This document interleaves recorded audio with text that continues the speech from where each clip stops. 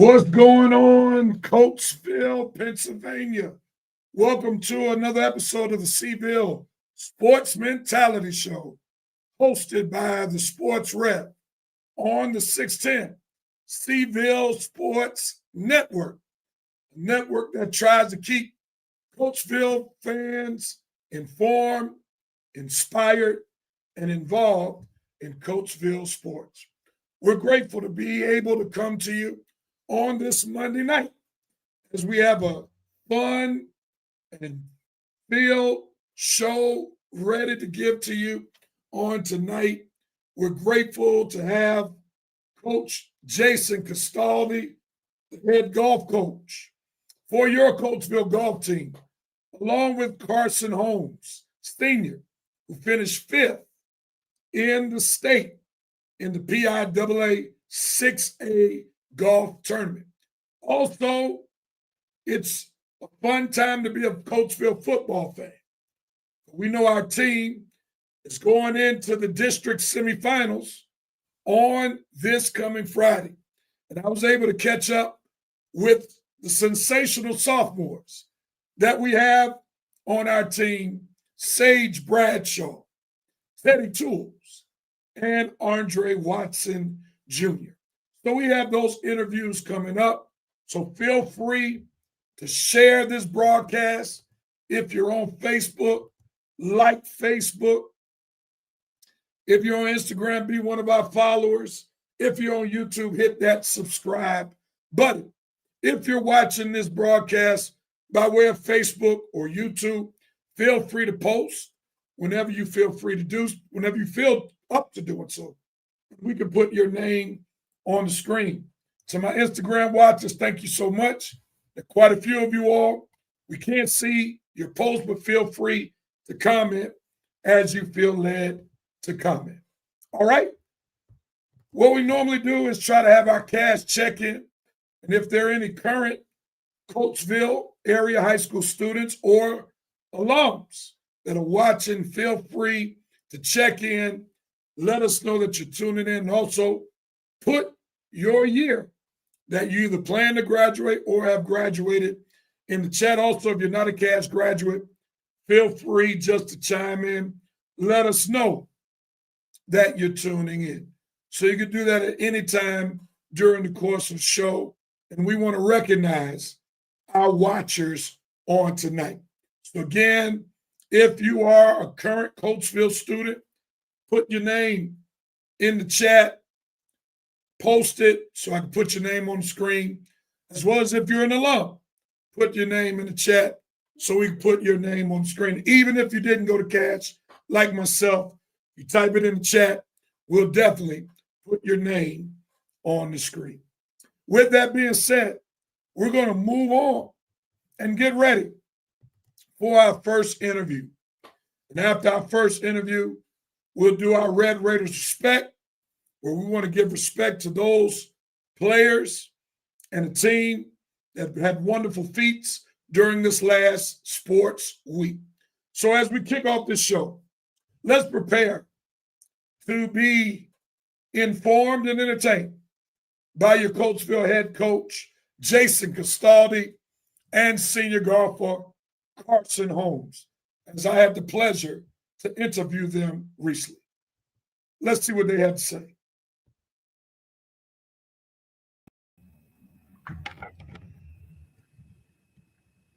This is the Sports Rep 610 Seville Sports Network on tonight. Glad to interview golf coach, Coach Jason Castaldi, and fifth place finisher in the PIAA 6A Golf Championship, Senior Carson Holmes. How you both doing on this evening? Good. Pretty good. Glad to be with you. Glad to have you, and thank you so much for sharing this time with the Seville Sports Mentality Show. Let's get right into this interview. And Carson, let's just jump straight to you. You have accomplished a wonderful feat in Coatesville golf history. You finished in fifth place in the state. What was going through your mind when you saw the final score of your accomplishment? A lot was going through. I didn't really know where I was during the last round. I didn't know what place I was in. And then as soon as I walked off the 18th green, I looked at the leaderboard, saw I was fifth, and just like a big sigh of relief came rushing in because I finally finished the round and put together a good result.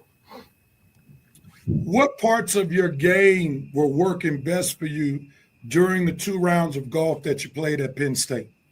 I definitely say my driver. I don't think I missed at all with the driver on the 2 days.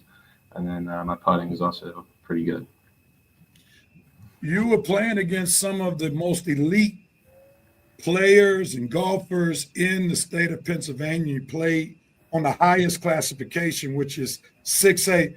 When did you know during those 2 rounds that you were supposed to be where you are, that you could compete with these guys? I like to think I knew going into it that I was one of the best there. And I just really knowing that I just need to lock in on those 2 days and put together a good 2 rounds because I had the confidence that I belonged up at the top. Last question for you before I go to Coach Castaldi. Was there a specific hole or shot that stood out to you and served as your turning point within the 2 rounds of golf? Yeah, I'd say my 18th hole on the first day, I eagled it to shoot even that day, and say that gave me a great boost of confidence into the second round. Nice. Coach Castaldi, welcome again on the show. And Thank you. I know you have to be proud of Carson's top 5 finish. What did that do for your golf program? Well, we've had some lean years in the past, and this year to have some recognition for what we've been doing from the team aspect and from the individual aspect with Carson going so far. A lot of buzz about our team. A lot of people asking how we were doing and following along. It's really rewarding for the kids who are putting in a lot of work to get us there. So it was a good time this year. As you saw Carson advance through the district and ultimately to the state, what did you see in Carson that probably helped you understand that he was going to have a couple of good rounds of golf at the state? Well, he kind of peaked at the end of the season, the end of the regular season, so he had the confidence going into the postseason at Chestmonts, at districts. He made it a little dicey at the end of districts, but I wasn't as worried as his dad was. So he got the job done. That 18th hole was one that gave him some problems in the past, and he handled it pretty well. So I knew he was starting to get a good approach mentally to his game, and he was ready to compete at states. He's been there many times. He knew the golf course. There was a lot of his competitors, and he brought some confidence for those 2 days up there at states. Carson has been with you for 4 years, and I'm sure you're sad to see him go, for he will no longer be under your tutelage at Coatesville Golf. But how has Carson's game evolved from his freshman year to his senior year? Well, obviously, he murders the ball now. It goes a long way, but it's still under control. He never had an issue with that. His preparation for this run this year was done in the past. Like I said, he played the golf course before. He knew he had all the shots in the bag. And when you go into a tournament and you're riding high with confidence, and this is a confidence game, and his mental really checked out this year. I got the privilege to watch some of the other golfers out there too, and they put so much pressure on themselves at that level.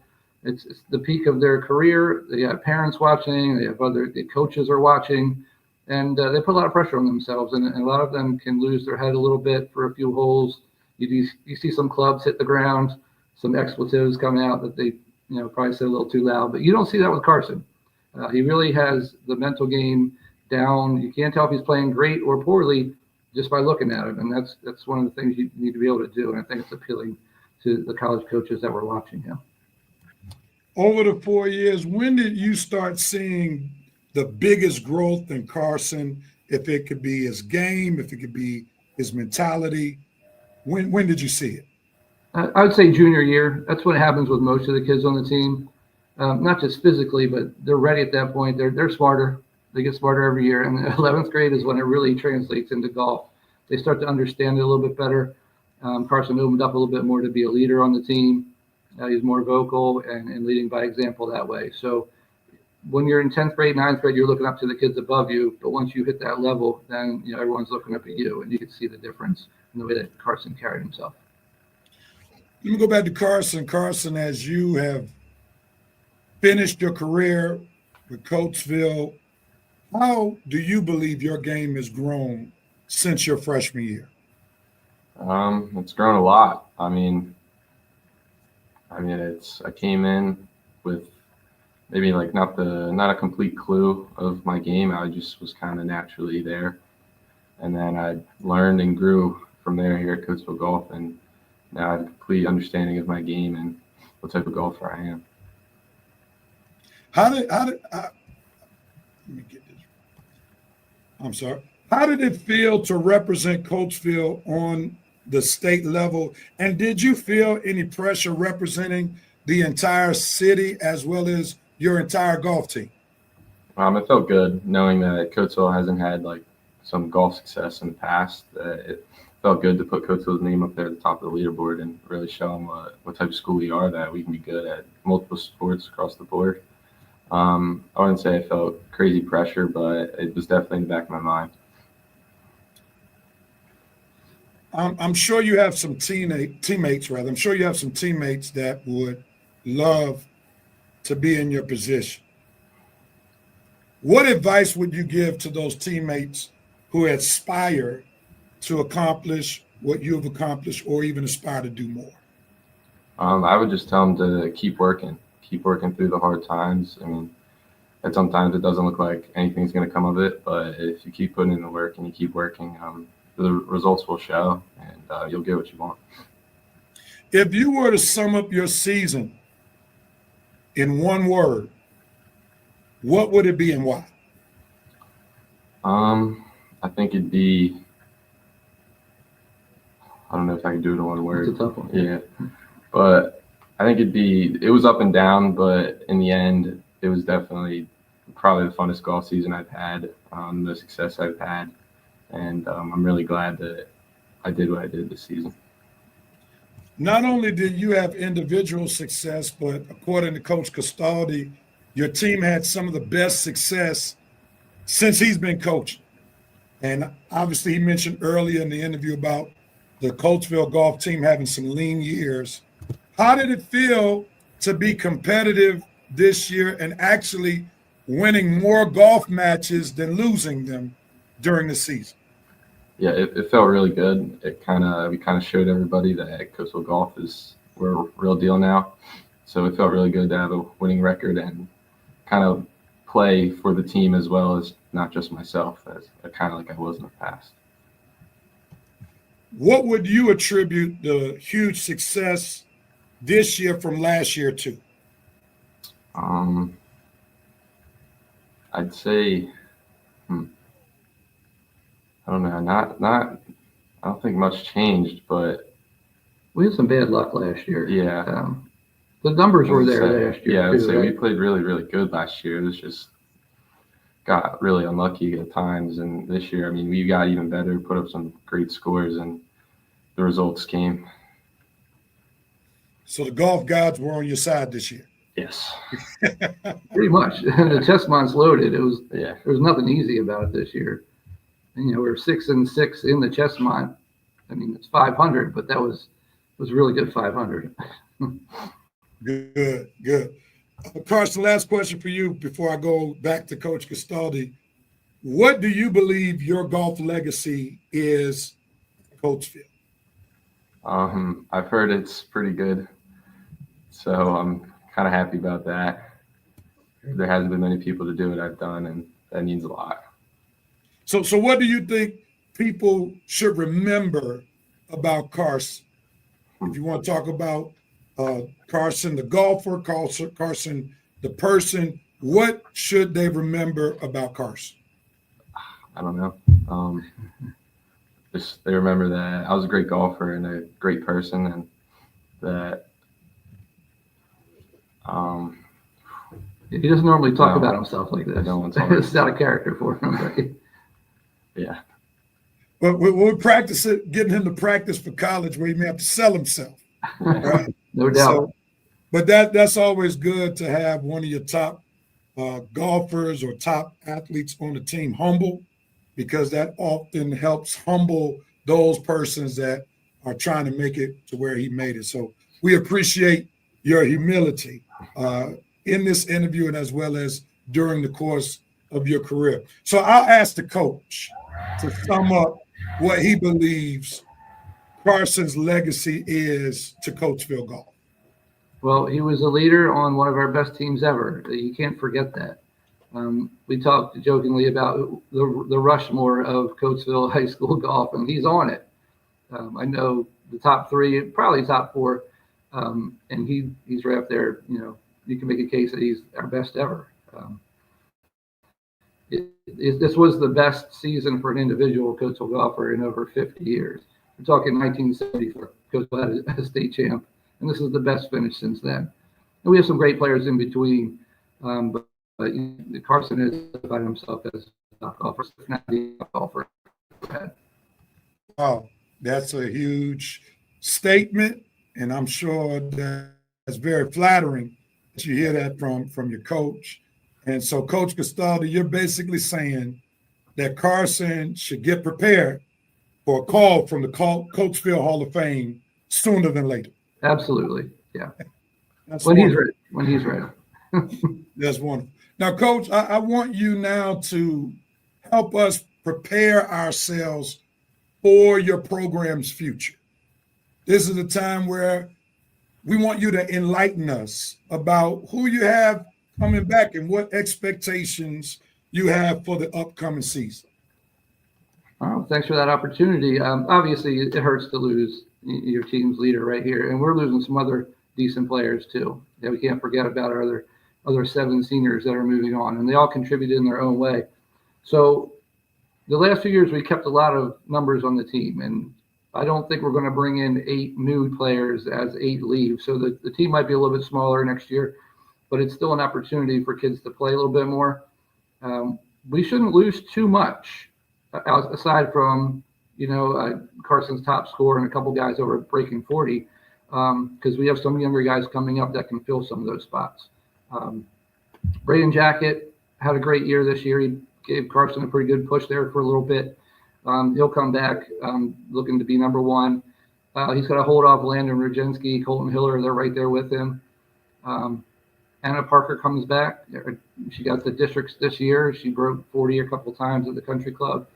You got kids like Braylon Crane, who's really starting to turn it on. Bunch of 10th graders, Jack McAnally, Jameson McGeehan. I think Quentin Miranda has a nice game. So our 1 through 8 is still going to be there to be competitive. If we can go as low as we did this year, that'll be something to be seen. But we can't be taken lightly, especially at home when we play at the country club. So we'll still be worth watching next year, let's put it that way. Now, Coach, you mentioned a name that people don't normally associate with golf.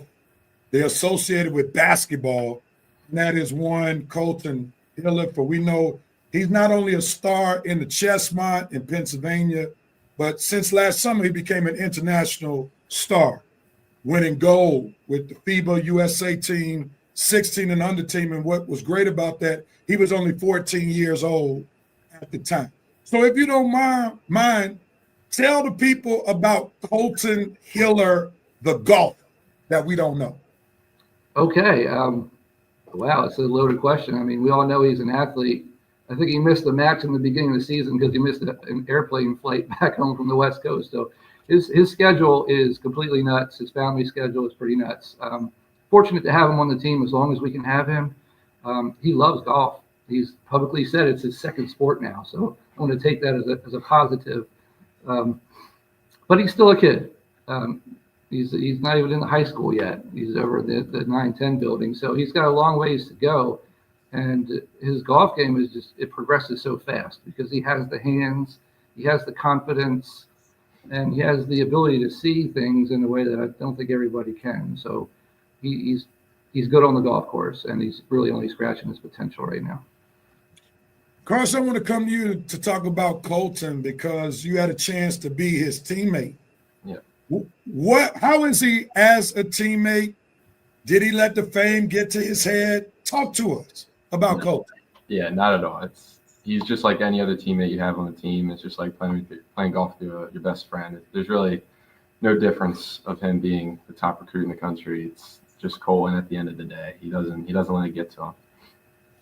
That's awesome. Now, Coach, I had the opportunity to see Colton be the top golfer for your team playing golf barefooted.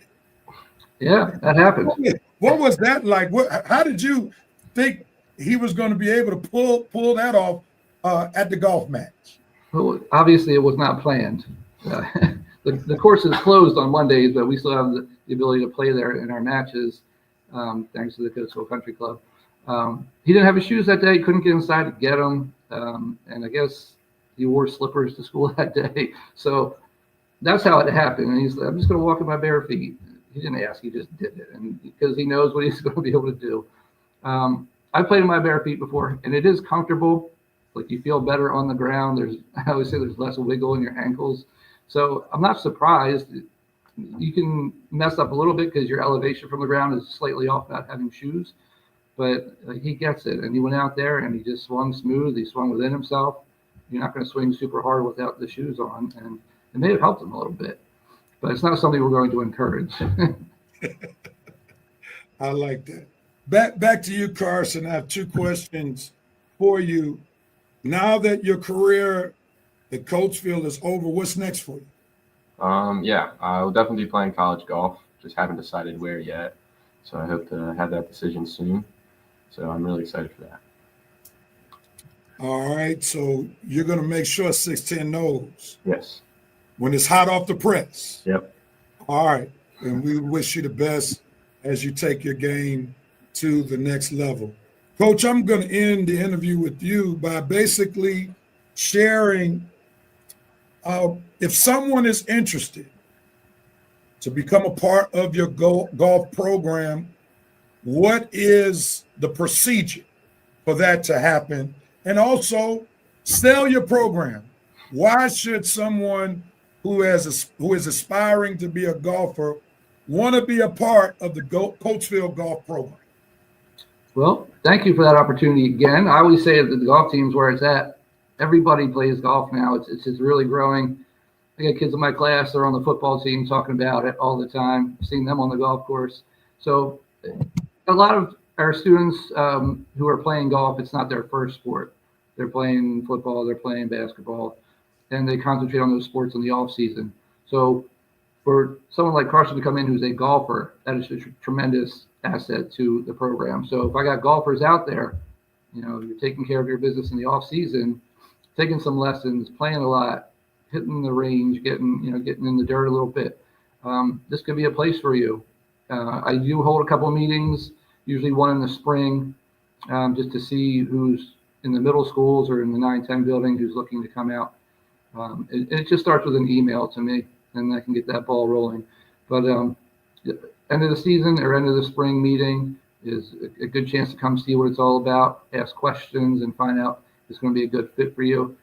You do want to have some experience. It's not usually where you're going to come in never having played golf before. I can point you in the right directions to get you to where you want to be. You should have your equipment. You should have your own golf clubs. You don't have to have the fanciest things in the world, just something to make the ball go forward and the desire to get better. So those are the main things. Golf is something you can play your whole life. People in the business world are dying to get out on the golf course and do their business. They're networking. So it really is a sport, a game, a team that can benefit kids for a very long time. So that's why we push golf. Well said. Now, Carson, I have to throw one more question at you. And I almost let this interview go without having asked you this. Need you to help sell Coatesville Golf. Coach Castaldi just did a wonderful job, and I need to get it from a player perspective. So, two-part question. Why should someone want to play Coatesville Golf or for Coatesville Golf? And secondly, why should someone want to play for Coach Castaldi? Yeah, I think you should want to play Coatesville Golf because I think we're the funnest team in the chess mound. Every match we go to, we look like we are having the funnest time. No matter if we're winning or losing, we're always having a good time. Every practice, every match. So I think it's definitely the funnest 4 years I've had. And then Castaldi, I mean, you couldn't ask for a better coach. He's very laid back, helps you when you need help. He's always there for you. He's always getting us in the right direction, and we've had a proven record this year, so we have some talent. Thank you. Wonderfully said. And obviously you got your coach's seal of approval since he gave you a pound. Well, let me just say, Coach Castaldi, thank you so much for allowing 610 access to the golf team. It's been a privilege and an honor to cover the golf team. I must admit, when the network was started, I never imagined being on the golf course as much as I was covering the team, but I hope as much as I enjoyed being there, you and your players enjoyed the coverage that came your way. We're extremely grateful that you were there. We've never had this kind of exposure before, and you could see that the kids were really into it. They love when you were around. They get nervous still talking in front of the microphone. So do I. Everybody does. It's not a comfortable thing for our kids, and it's something that really benefits them to be able to do that. And the only thing we got to do is get some golf clubs in your hand and see what you're doing out there. Well, I would encourage you to pray before the sports revolution. But Carson, Man, we want to congratulate you for a phenomenal career, 4 years, leaving the program with a bang, finishing fifth, really setting a standard for those who will follow you. And on behalf of the network, we wish you the best as you go into the next step of your career. And we hope that you will stay in touch with the network so that we can continue to follow you and even report on you as you go to play college golf. Yes. So thank you so much, man. Thank you. Thank you. All right, Seville Sports Mentality Show family, will you please give it up to your Coatesville golf coach, Coach Jason Castaldi, and to your fifth place state golfer, Carson Holmes. Thank you, gentlemen, for doing such a great job and giving us your time. Thank you. Much appreciated. Yep. Yeah.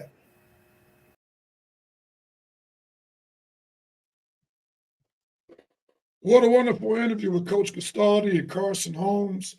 I hope that you enjoyed it. If you did enjoy it, come on, send up some hearts, send up some likes. Feel free to even comment on how you liked that particular interview. And again, we want to thank Coach Castaldi and Carson for giving us their time. Saw a couple of comments. T2 said, congratulations. Renee Anderson said, Renee Winfield, Renee Anderson, go Raiders. Thank y'all so much for chiming in.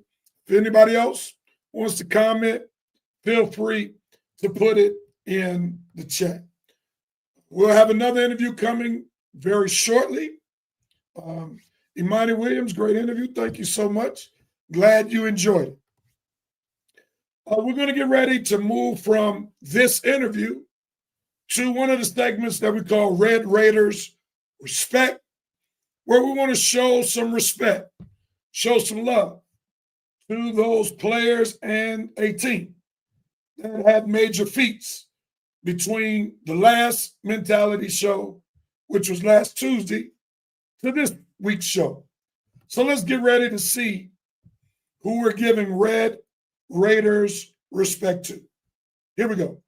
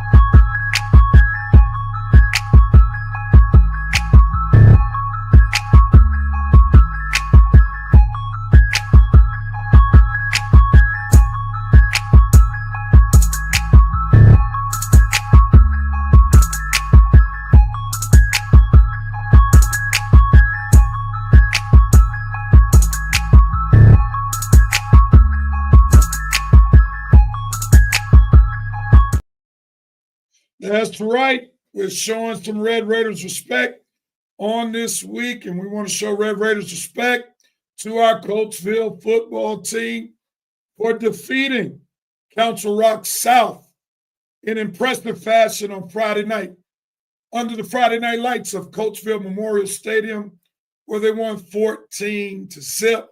We got to show some Red Raiders respect to that fierce and stout Coatesville defense that shut out CSR. Also, we want to show Red Raiders respect to Elias Hansen, who has been balling out, particularly these last 2 weeks, where he had a clutch interception, which shifted the momentum of the game as a DB. Also, we want to show Red Raiders respect to sophomore Teddy Tools, who made an impressive hustle play to give Coatesville an extra possession, taking the ball out of the hands of CSR.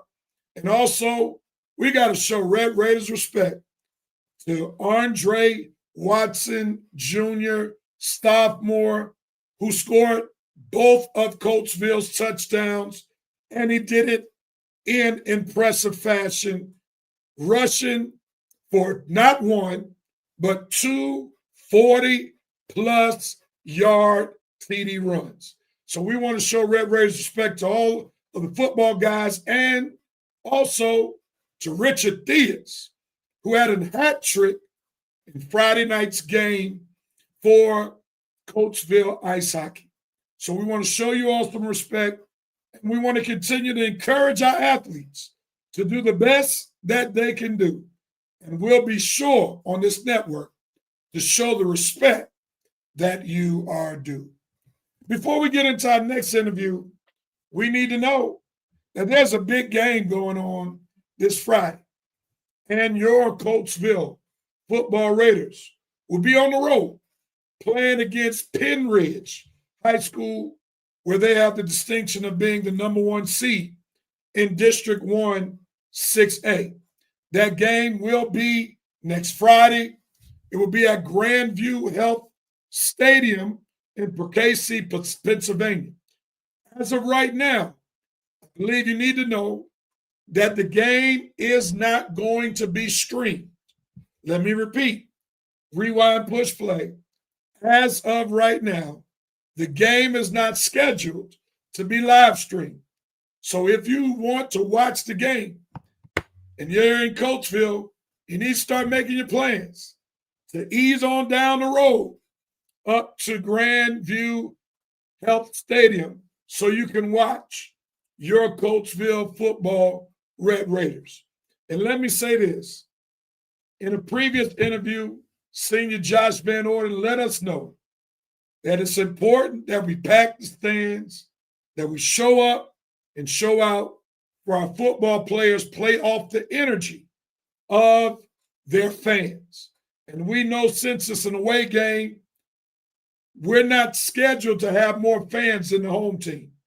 But we can if you get on down up the road, because we want to see our Red Raiders win the semifinals and head to the finals to be District 1 champions. If you're joining me with wanting our Red Raiders not only to win this week, but to be the District 1 champions, come on, send up some hearts, send up some likes. And we want to make sure that we're encouraging our Red Raiders all throughout the week. And please follow what we're doing at 610. For each day, we have a specific theme where we want to encourage and pump up our Coatesville football Raiders, who will hopefully on Friday night get another victory in the win column. As I'm talking about Coatesville football, now let's transition where recently I had the opportunity to interview 3 sophomores. These 3 sophomores have done great things for our football team. Their success was not rather predicted, but they took full advantage of the opportunities given to them. And they are 3 starters, helping our team be what it is today. Before I start the interview, let people know that it's now time for these sophomores, Sage Bradshaw, Teddy Tools, and Andre Watson Jr. to be shown live on the Seville Sports Mentality Show. If you're a student in Coatesville, let somebody know. Your classmates, your schoolmates, and your football players are about to be interviewed. Let's go into the interview right now. This is the Sports Rev of 610 Seville Sports Network. And on tonight, I'm privileged to have 3 of your sophomore sensations on the Coatesville football team to interview on tonight. We have Sage Bradshaw, Teddy Tools, and Andre Watson Jr. Good evening, gentlemen. Good evening. All right, glad to have you 3 on the Seville Sports Mentality Show. Let's jump into this interview. I'm going to start with you, Andre, as a sophomore starter. What does it mean to you to play in the district semifinals so early in your career? I mean, it means a lot. I mean, coaches trust me at a very young age, and I'm very grateful for the opportunity to impact my team as much as I have been, and just hopefully move forward with a win. Teddy, the same question for you as you're on the defensive side as Andre is on the offensive side. Same what Andre said, it feels great to know that my coaches trust me on the defensive side of the ball, and I just want to keep doing what I'm doing, get this win. Sage, you have the benefit of being on both sides of the ball, where you get carries as a running back, but also you're a starter on defense as a defensive back. What does it mean to you to play in a district championship so early in your career on both sides of the ball? It feels great. I grew up in Coatesville watching all the games, watching the Youngs and Ricky Ortega's do it. So to be a part of this so early, it was down a little bit a couple years, but I mean, we're all here now. We're all together, and having this run, it feels great to be a part of something like this. None of you all were starters at Coatesville last year. Some of you all weren't even on Coatesville's campus. So let's rewind the clock. Go back to summer practice, leading into the season. When did you know that you were going to be able to help this team in a big fashion? I'll start with you, Teddy. During the summer, during the workouts, I started a lot more than my freshman year. So just putting the work in and learning the plays, I just felt like more comfortable in my position. So as the summer went on, I felt more comfortable and thought I can do something this year. When was that moment that you knew that you were going to be a major player for the team this year? Go back to you, Teddy. I feel like for the first game, made a couple big plays in the first game, and I felt really comfortable. So when I started playing, I felt like it's going to be like that the whole year. Now, Sage, when many people look at you, they would know that you play bigger than actually your size. So when did you know that you were going to be a contributor to this team as a sophomore? Honestly, it's like a long story. So I hadn't played running back since 7th grade, and Tank got hurt in the scrimmage. So Coach Vinny in our first meeting Monday has said, "You're playing running back this week, by the way." And I had played receiver the whole summer, defense. I wasn't really I didn't know what my role was going to be because they moved me around a lot. I had a lot of older guys in front of me. So I think the moment I realized that I was finally going to make an impact, I was really going to make an impact, was I scored the first touchdown of the year, got everybody hyped, and we went on the roll and win the game. So it just felt like, yeah, this is how it's going to be all year. I'm going to help my team win. So it felt good. And that's when I finally realized, like, I can help this team win. So when did you know you were going to be impactful on defense? During the Perkiown Valley game, Elias was hurt. He was dealing with his shoulder. So I finally got that first start. I balled out. I tried my hardest to ball out. Coach said I ball out. Moved around a lot, and that just got my spot on the starting defense and never looked back. Made sure I never looked back and kept it. So you took full advantage of your opportunities when they came. Exactly, yeah. That's good stuff. So Andre, you weren't scheduled on paper to be the starting running back.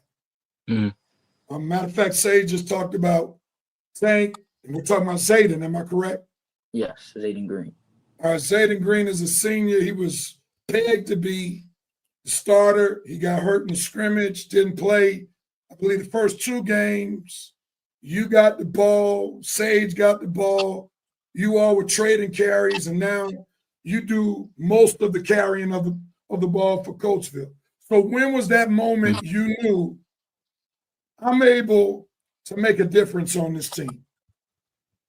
I feel like since I didn't play versus Garden Valley, I was dealing with some stuff from transferring, trying to get myself eligible. But I was still practicing with the team and everything. And I feel like once Zayden Green got hurt in practice, it was really just the me and Sage show. We were battling, like not necessarily battling for a spot, but we were both working together to just push the team. So I've been working, and I feel like once I got my opportunity week 2, like halfway during the game, it's just been up from there. And I knew I was going to make a huge impact on this team. Nice. Let me go to you, Sage. What's one part of your game you've worked on the most this year to get you ready to play into a semifinal District 1 game? Not really part of my game, but my brain, watching film every day throughout the week, using our game plan right? Just making sure I'm really prepared. I'm not the biggest guy, like you said, you probably wouldn't know that I play for football if you didn't see the highlights or whatever. So making sure that I know what I'm doing, I'm confident so I can play at 100% speed and I can play faster than all these bigger guys, stronger guys around me. So have you had a moment this year when you were like, man, I'm really playing varsity football? I played a little bit of varsity last year, so that was really what it was like, because it was different, right? The speed, everything's different. It's not Little League, you realize that anymore. So I got that, so I was a little bit more calm. But I think that Westchester East game, we trailed 21-7. I had 160 yards a pick. I struggled early, but I was like, this is me. All right. Andre, same question. What part of your game have you worked on the most to get you ready for this District 1 semifinal game that you all will be playing this coming Friday? I feel like I have pretty much the same answer as Sage. Working with my brain during the off season, I had to build up my body. Since me and Sage are on the smaller side, we have to be that much stronger and that much more right mentally. We have to be smarter than everybody, know our playbook, know what they're doing. So I feel like working on my brain and my body have played a huge part in my success this year. Nice. Same question for you, Teddy. Been working during the summer, like weight room, drills, working, like watching film and everything like that. Just been working for the sport and doing what I can do. So, Sage, I'll start with you on this question. You all have benefited by having seniors on the team.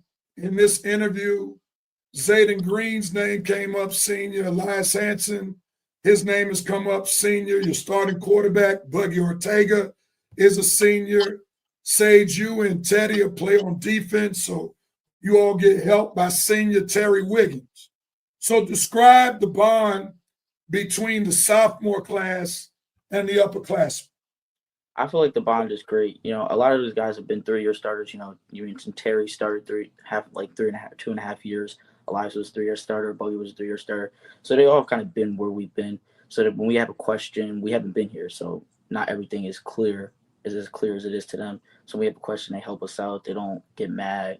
They kind of keep their calm and just they're leaders. They're great leaders, all of them. So nice. Andre, same question. I mean, it's been great working with our guys. In practice, they help us a lot. Again, most of them have been in our shoes, whether they started as sophomores or juniors.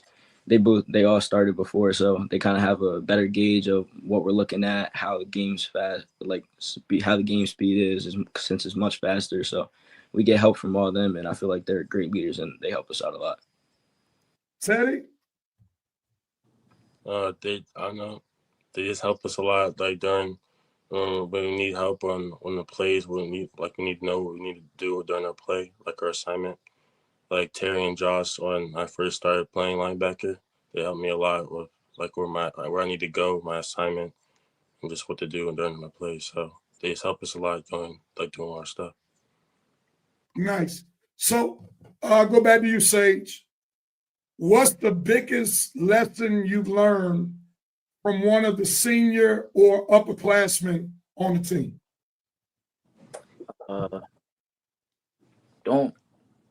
Don't let your head get too big because it can all get taken away. You think you're the best, and then just everything goes away. So don't get too high on yourself. Don't get too low on yourself, of course, and just remain composed throughout every phase of the game. Was there a particular teammate, upperclassman, who poured into you that information? Elias, because I talk to him a lot. That's my guy. I've known him for a while. I train with him a lot, and his dad.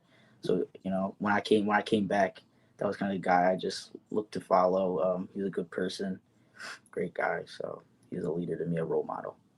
So since you mentioned Elias' name, how happy have you been for Elias? Where these two last games, he's literally been on beast mode. Literally. Week before last, he was on beast mode. Offensively, has 7 catches, over 130 plus yards. Receiving this last week, he was on beast mode with a great clutch interception. So how happy have you been for Elias? It's so great because a lot of people who are behind the scenes I don't understand. He goes through so much every day. His shoulders, his body, he gets put through so much, and every day he comes out to battle for his guys. It is a lot for him to play. He's a literal warrior.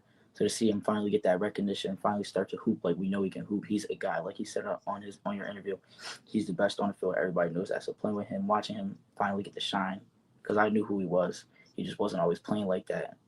And he was dealing with things, so watching him finally get to shine is great. It's the happiest thing. It's better than when I shine, to me, right now.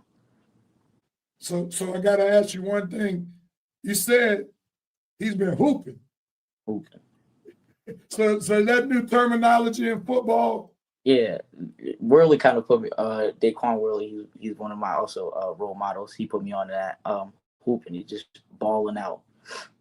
No other way to describe how he's been playing. It's just unheard of right now. All right.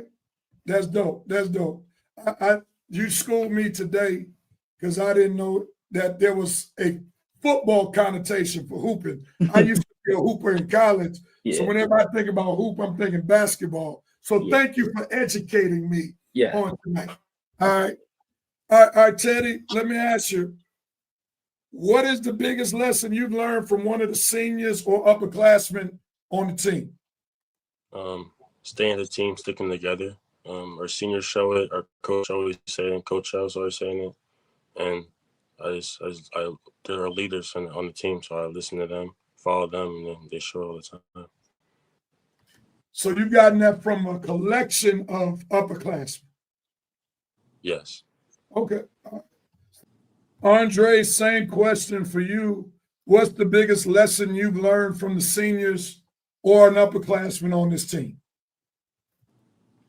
I feel like the seniors and the upperclassmen, they just taught me to stay composed and confident. Some things in the games aren't going to tip our way. We're going to go through adversity. We're going to go through difficulties, like whether it be flags with the refs or making our own mistakes. Like, we're going to go through stuff. We just have to stay composed and keep fighting. Nice. So let me ask you this, and this is for each of you. Coming into the season, did you honestly believe that you and the team would be where you all are going into next week, one game away from playing the district title, going into the season? And if you didn't, when in the season did it become for real that you all believed y'all had a chance? I'll start with you, Andre. I feel like we all knew where we were going. We had a saying since the start of the season: it's either states or bust. We have one goal and one goal only. So being here is not anything surprising or new. We've all worked towards it. We all knew we were going to get to this point, and it's just a matter of keeping going and going 1-0 each week. All right, Sage. Kind of like Andre said, I feel like Coach Vinny has always said it's us versus us. And when you look at the talent around this team, no matter what has happened, we've had a few letdowns, bad games, but I've always felt like this is a team that this is just standard. This isn't nothing. This shouldn't be our last game or close to our last game. So I've always felt like this team can make it way farther than where we are. So it's just the standard and a start. So now, did you develop this during the season or before the season? Because I was told during one of the interviews I did with the upperclassmen that y'all had a scrimmage game that didn't look too good. Yeah, I won't lie. So going back to Coach O, he has this thing, either you're on the bus or you're off the bus. And I won't even lie. After the scrimmage, there might not have been anybody on the bus. We had a terrible scrimmage. It was a lot going on. And obviously your confidence starts to waver. You start to wonder and get in your head. But you still know it's us versus us. I know the talent on our team. I didn't quit on the team. I didn't give up on a year and say this is a scratch. Coming out Garnet Valley with a lot of energy and woke everybody up and opened everybody's eyes, just like we wanted to. Nice, nice. Teddy, same question. Since last year, we were trying to get to this point, so we had to just keep doing what we're doing, and yeah, one-on-one-on-ones. That's what Coach Vinny's always saying, one-on-one-on-ones. If we all do what we need to do in the game, we can win. We can go as far as we want to. All right, so we know that you all started the season 7-0. And then you all reached a low place during the season. Starting with the Downtown East game, Buggy went down. It looked like the season was about to go down because your team went from averaging 30-plus points a game to putting 2 donuts on the scoreboard. Who would have imagined that in games 8 and 9, y'all wouldn't score a point?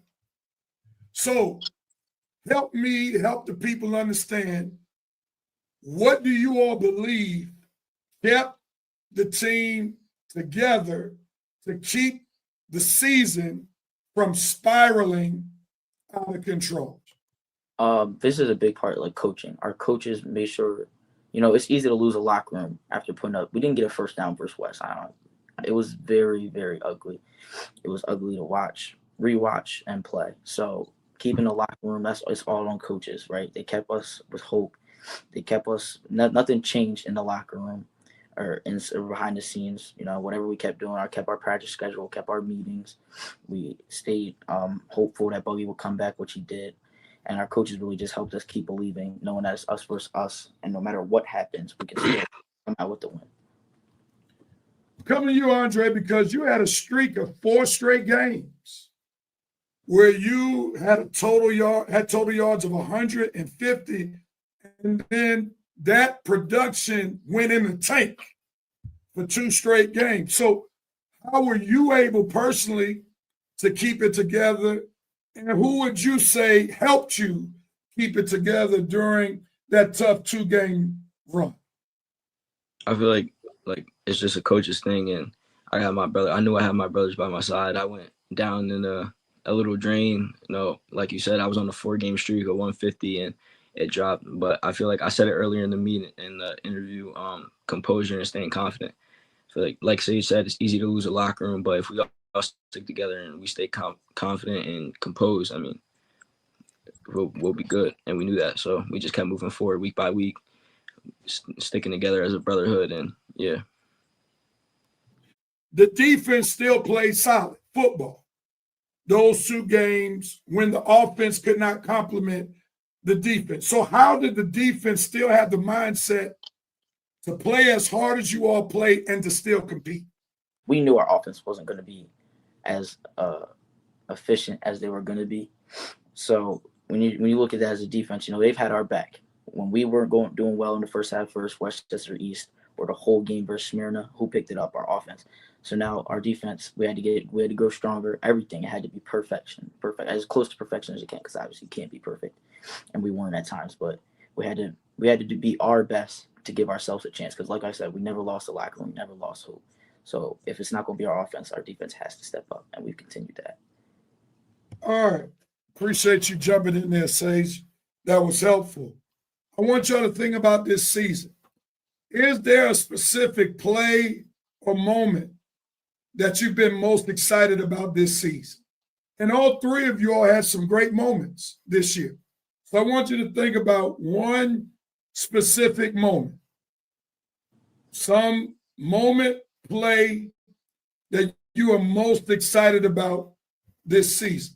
Teddy, I'm going to come to you first. What you got for us? I would say for me, it would be from the last game against Council Rock, my fumble recovery. I was just very hyped because I started off flat in the beginning of the game, and once I got that, I started going off a little bit. So, yeah. And might I add, that was a very big play, because every play that game was big, because that game was close relatively for the entire game, and that was a good momentum shift when you jumped on that ball. So that's a good moment. Sage, what's the moment for you, or what's the play for you during what game that you're most excited about? Westchester Reese, my interception, because as you just said in the interview after that game, I struggled. I had a fumble, but what most people didn't see is I also let up a touchdown. It was my only catch of the season, but I also let up a touchdown. So I knew I had to pick it up because that's way lower than my standard. So to finish off with a pick, get that touchdown that I gave up back, also have 160 yards on top of that pick, finally solidify that made sure that game was not remembered as a bad one for me, and that was my goal. All right. Andre, you've had quite a few moments. So is there a specific play moment that you're most excited about? Honestly, I feel like the last game we just played, the District 1 quarterfinal game versus Council Rock South. The second touchdown I had to pretty much put the game away. There was 3 minutes left in the fourth quarter. It was 7-0. The game was still close.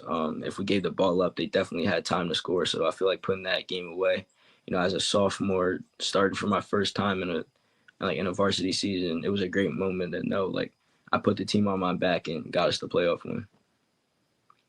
All right, man. Let's get in your head before the game. As a former athlete, I used to have a pregame routine. This predates you all. None of y'all were born when I played. And one of the things that I used to get excited about was Goody Mob. That was my go-to group before I used to play in a game. Some of the old school folks, see, that didn't move none of y'all because y'all weren't even thought about during that time. They had a song called Soul Food. And Goody Mob was that group for me because I was living in Atlanta at the time, and Goody Mob is a group from Atlanta. All right. So with that being said, how do you handle your nerves before big games? Do you do it through music, prayer, routine, or something else? I'll start with you, Andre. I would say I do it through prayer and listening to calm music. And most people like to get routed up before a game, which don't get it twisted. I definitely do, but I feel like right before a game, having the calm music in my headphones just helps me calm my emotions. Praying, making sure I have God behind my side, and yeah, that's it. You too spiritual for me before a game. No, I'm just playing with you. So help us understand your calm playlist. What are some songs that helps the running back be calm and allows him to turn into a beast once the game starts? So what's on your calm playlist? I would say like female artists or like Drake, PND, stuff that's just common, slow pace, just to keep my mind. So sometimes if you get too routed up, you'll start losing focus on the goal or stuff. So I like to stay as calm as possible, right before a game. Nice. Sage, what is it for you, man, that you do before the big game? Anytime I catch myself being nervous, I just remind myself the Lord doesn't make mistakes. There's no need to be nervous. I know the preparation I put in with my brain. I know everything that's going on. I try my best to just stay calm anytime I catch myself being nervous. Just remind myself the Lord does not make mistakes. So with that, whatever happens is whatever happens. So yeah. Wow. Y'all are preaching to the preacher. I mean, what's up with that? That's good stuff.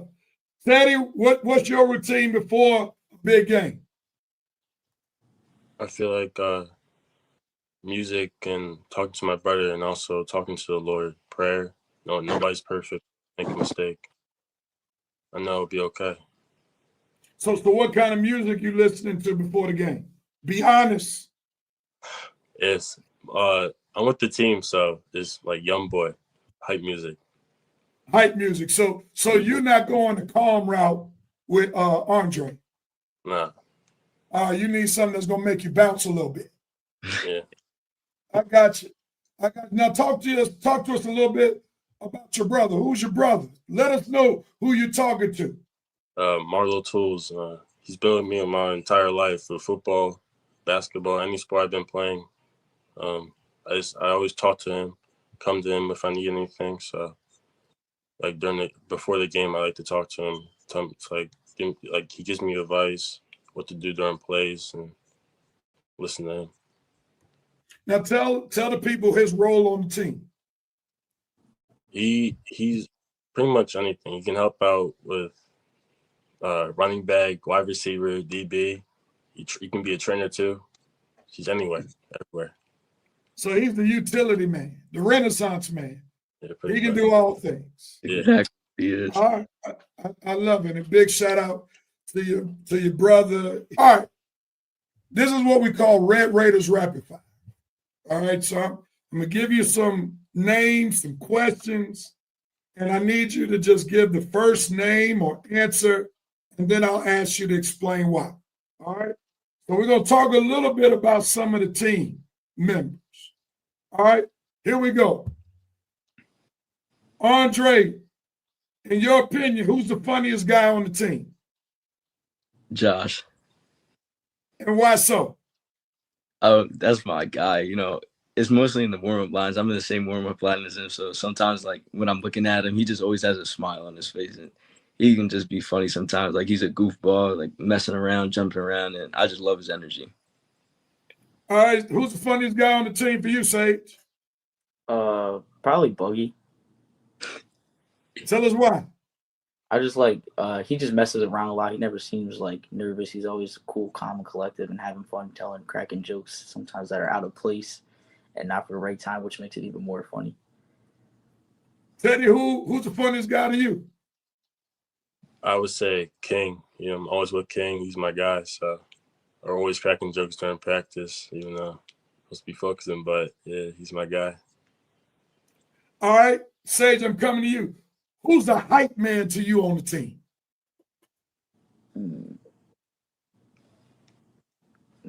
Probably LB. Who's LB? Lawrence Beckett. Lawrence Beckett.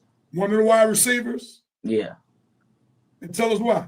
Because he's just a crash out. You know, he always brings that energy. Him and Brahim Lacey bring that energy, that love for the game, that passion, you know, for the game. So it just gets me hyped to see them so ready to go for the game. Teddy, who's the hype man in your opinion? I have to say Brahim Lacey. He's always hyped with LB too. They're always yelling after practice, at the games, before the game, getting everybody hyped for the game, whatever we gotta do. All right, who's that hype guy for you, Andre? I would say Brahim. When I score and when I make a big play, he's the first guy to run on the field, and he's not even on offense. You know, he plays defense, so he's on the sideline, and he'll be the first guy I see when I score, and always jumping around, yelling, screaming. But he always has great energy. All right, I'm coming to you, Andre. I'm about to give you a name. I need you to describe that name in one word, and then I'll ask you to explain why. Max Hiller. A kid. A kid. Kid. Wow, I wasn't expecting that. Why do you describe him in that fashion? He's just he's a funny guy. He's a grown man and he's a kid in a grown man's body, you know. Whenever he's joking around, or he'll hit you too hard, not understanding how bigger he is than you, and making jokes that are just childish, you know, stuff like that, you know. But we love him for that. All right, Sage. Max Hiller. Dominant. Explain why. It's just every time I watch Max, it just looks like a pancake. Or if it's on defense, he's getting right through the O-line. It just seems like nobody even wants to go against him by the second quarter. So it's dominant. It's great to watch. Yeah, he literally pancakes people and holds the pancake. That's him. It's unbelievable. Teddy, Max Hiller, you get a chance to play on the same side of the ball with them on defense. How would you describe him? I would say energetic. Always. Explain why. He's always cracking jokes during practice. Always cracking jokes during the game too, even though we're down. He's always with me too. So I know he's always got so much energy with him. Nice. I'm coming to you, Stage. Terry Wiggins. Troll. Troll. Why so? He's always playing around. He's always messing around. It takes a lot. Like when he gets mad, but a lot of times he's always playing around. Just a funny guy. All right. Terry Wiggins. I would say focus. He's always focus on the game, focus on what you want to get to. He's trying to get the district champ this year, so he's really trying to get to that. He's focused on what he's trying to do. All right, Andre Terry Wiggins. Even though you don't play on the defensive side, he plays with you on the offensive side as a tight end. I'll say inspirational. He's always encouraging us. The way he moves as a person, whether it's warming up or like little things you can tell who makes a player elite. Like the way they warm up, the way they carry themselves as a person. He's a guy I definitely look up to and aspire to be one day. I'm going to take a pause real quickly from the Red Raiders Rapid Fire. As 10th graders, you all are football blessed to be able to play with guys who are going to be playing big-time Division I football. Max Hiller literally, at this current time, can commit and sign with anybody in the country. Literally.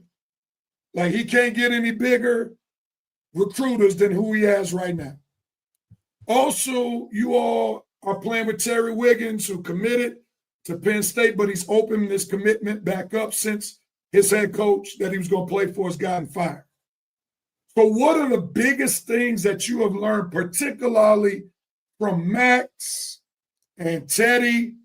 Not Teddy. I'm speaking into existence, Teddy. And Terry, that will help you all as 11th graders and 12th graders to be prepared to play on the highest level of football in college. I'll start with you, Andre. What have you learned from those two players in particular who are primed and prepped to play big-time D1 football? I just feel like the way they carry themselves, they move in such a way that they're, I don't know how to put it, they're coachable. They're like, they move the right way, whether when they're talking to people or they're always respectful. Just that part of aspect of just outside of football, which makes a player so much more elite than a player that could be more skilled than them. All right, Sage, same thing.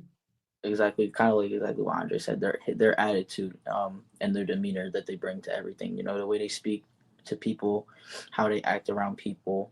They're always they look professional already, like they've been there, and the way they carry themselves is great. So I've learned how to learn how to do that. That makes All right, Teddy. I would say how they dominate on the field and just how they are as a person in general. They carry themselves very well, and they dominate always on the field. With Terry making plays on offense and defense, Max too getting pancakes or sacks all the time. So I would say that, yeah. All right, one more question about them. How would you all describe their work ethic? Because obviously there's some work that comes into their talent. So how would you describe their work ethic? Sage, I'll start with you. It's different. You see some guys, some other leaders who, they want it, but it's just that they're on a different level. Max is always, like in the summer, always lifting more. He's always there early. Terry, when he's there, he's focused, ready to dominate. He has a few things. He's a little bit older, so it's picking up quicker for him, but they're both work ethics are insane. Nice. Teddy, same question. With Max, I would always see him in the weight room during the summer, even during the season, after school, right before practice, he would be in the weight room, lifting some weights. And then with Terry, he's always locked in, focused, learning what to do during the play, knowing what he needs to do for his assignment. So he's almost like a coach on the field, Terry. Yeah. Good. Andre, same question. I mean, it's elite the way they bring us up there. They're first guys in the weight room, last guys out. That kind of stuff you bring to a team. It makes the whole team better. So we all appreciate them for being great leaders to us, and that just separates them from everybody else. So you all have big shoes to fill when y'all become juniors and seniors, because the template has already been set for you. So there should be no excuses when it comes to leadership. Do I have a witness? For sure. All right, cool. I'm going to give you 3 more names, and then we'll end this interview. Buggy Ortega. I'll start with you, Andre. One word to explain why. Say funny. we'll be in the middle of practice, whether he's throwing the ball, he could be mid-throw cracking jokes. Like, he's just a funny guy. He brings so much energy to the team. Sometimes he'll be in the wrong spot when he makes those jokes, but overall, like, he's just a great guy. He's funny. He's a great part of the team. Sage Buggy.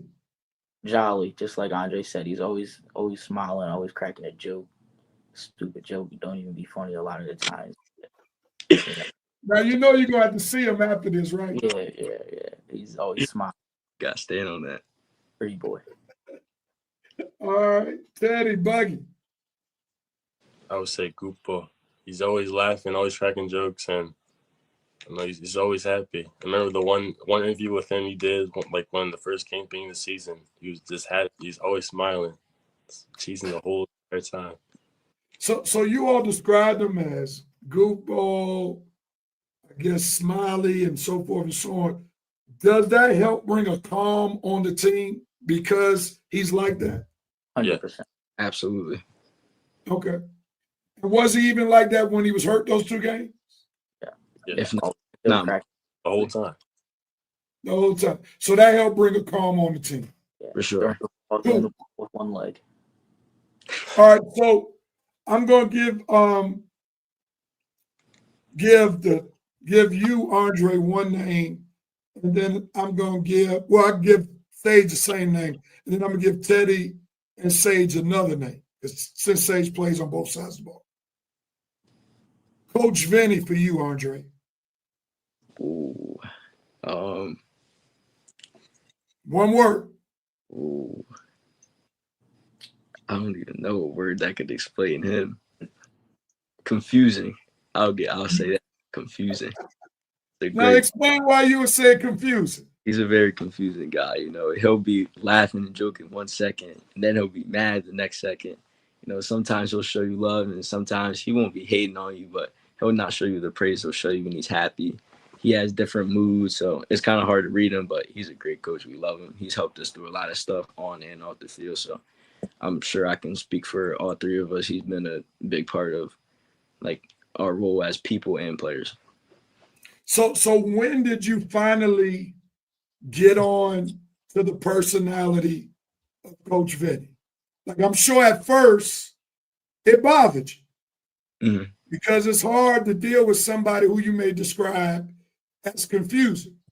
But when did you realize, even though Coach Vinny is hard to read, he has our best interests at hand? I feel like I realized it after a little bit. He's not really good at multitasking, so sometimes he won't answer you or stuff like that. So that's like, when a coach doesn't answer you, like, hold on, like, what's going on? But like, that's just who he is. So sometimes you got to be more patient. But we've learned to read him. He's funny when he does it. Like, sometimes we'll just take it as a joke, but we'll troll him sometimes. But yeah, we learn how to read him. Now, did you learn that before the season or during the season? And if it was during the season, at what game?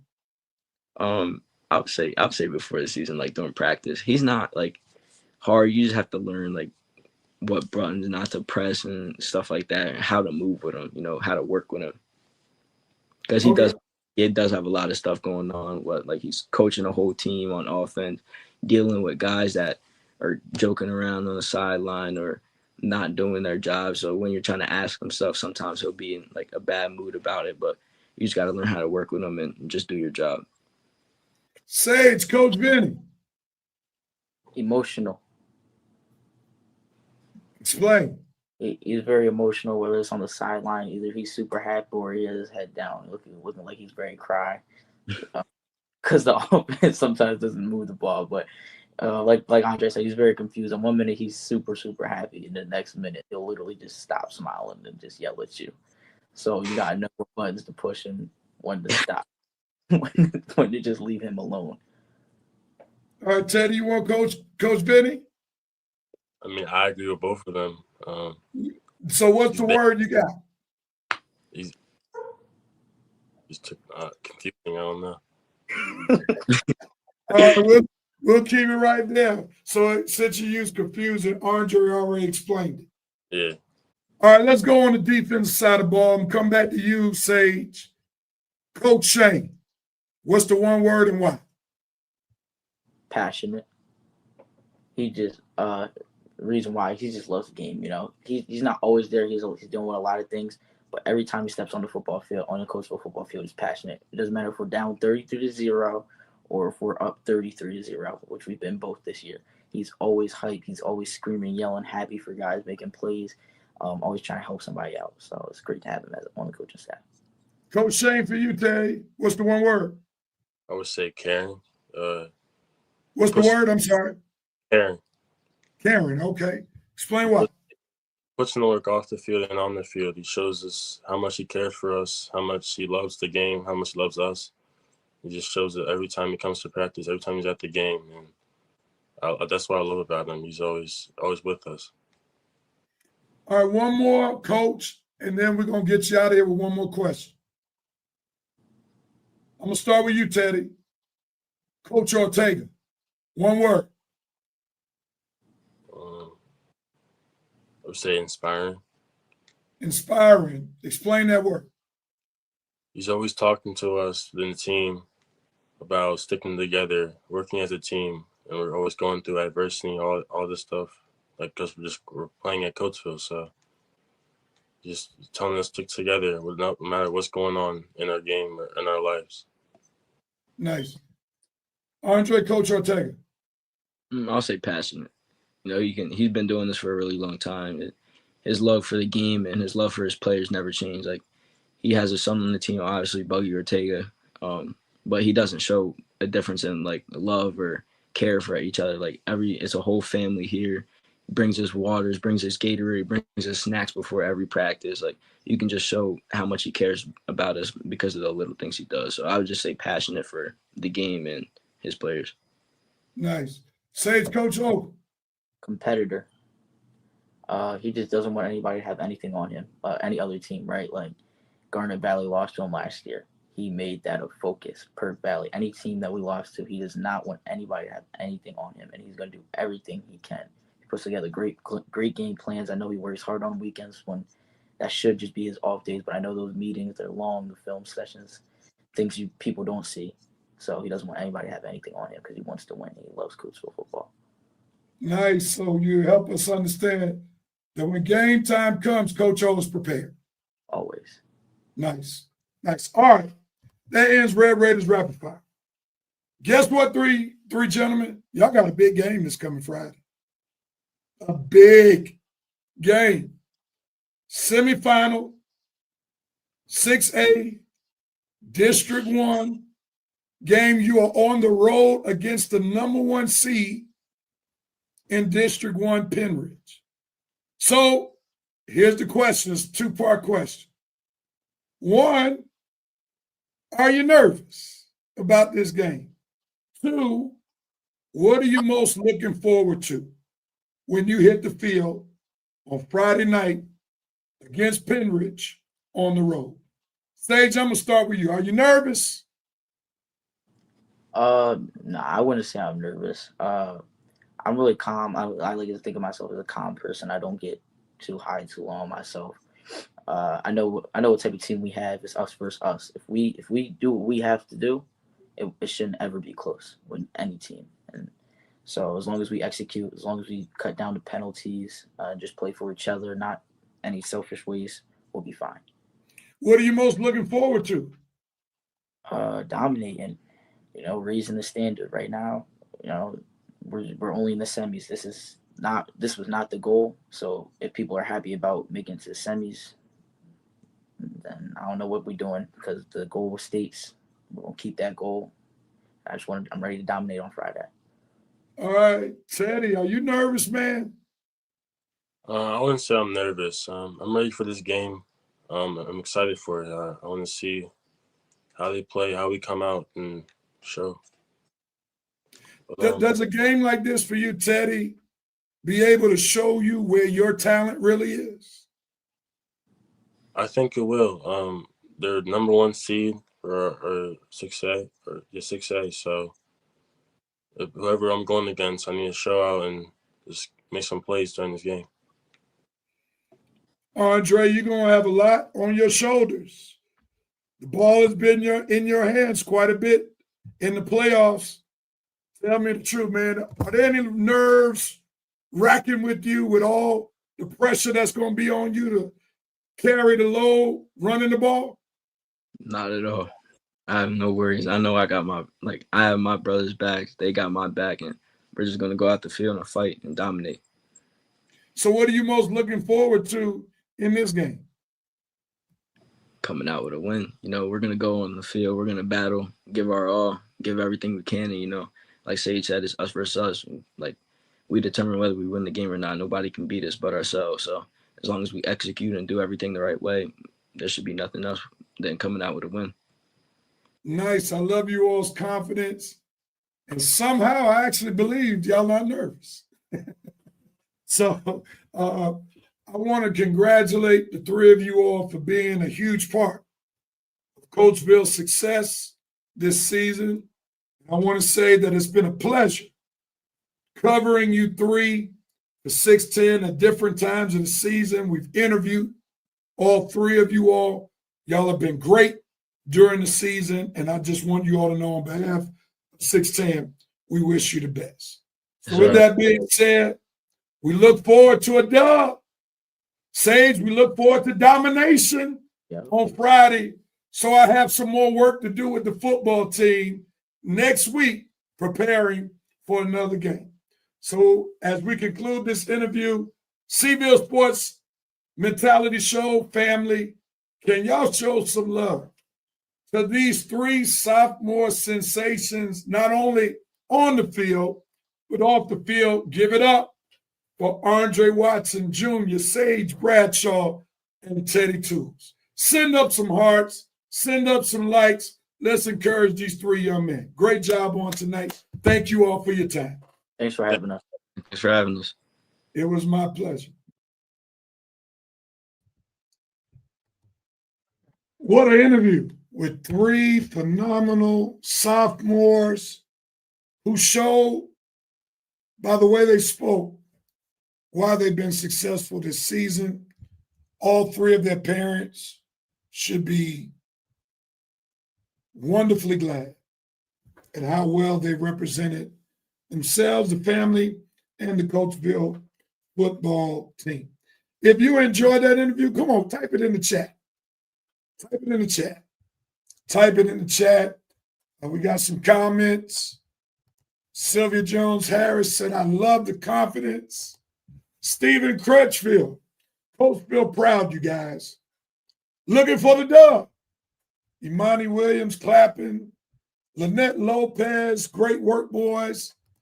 Kim Reiner to Mercy, our network coordinator, communications coordinator. Amazing young men. I know that's right. And Sylvia Jones-Harris came back with some more wonderful interview. I'm glad that you enjoyed it. If there are any other comments, come on, type them in the chat. What a wonderful interview with these three young men. And we're looking forward to them doing great things on Friday night when they play against Penridge. All right. Well, on today, I'm going to combine two segments as we conclude the show. You all know that most shows, we remember our state basketball championship coach for the boys, Coach Scoogie Smith, in a segment we call Remembering Scoogie. So on tonight, I'm going to go to the spiritual side of Coach Scoogie. Coach Scoogie happened to be one of the deacons at the church that I pastored, the First Baptist Church of Passtown. He's one of the deacons before he passed away. Before he started fading, without fail, whenever he would grab the mic at church, there would always be a scripture that he would share. So this is why I want to remember Scoogie, as on this network, we're all about Christ. I'm all about sports, rather, with a touch of Christ. Deacon Scoogie would always share this scripture. And even as his mind started fading a bit, he would constantly repeat the scripture over and over and over again. Proverbs 3, verses 5 and 6. Trust in the Lord with all your heart and lean not on your own understanding. In all your ways acknowledge him, and he shall direct your paths. This particular passage was illustrated in the interview with the 3 sophomores. There was one person in particular, Sage, who stated when it came to his involvement with the team, his opportunities with the team, he said the Lord doesn't make mistakes. So he prepares himself and he knows what's going to happen is going to happen because the Lord doesn't make any mistakes. Such spiritual wisdom that came from such a young man who shared the same wisdom of Solomon, who shared these words. And many of us would do well if we learn not only from Solomon, but also from Sage to help us understand that since the Lord doesn't make any mistakes, is why we should have trust in the Lord, confidence in the Lord.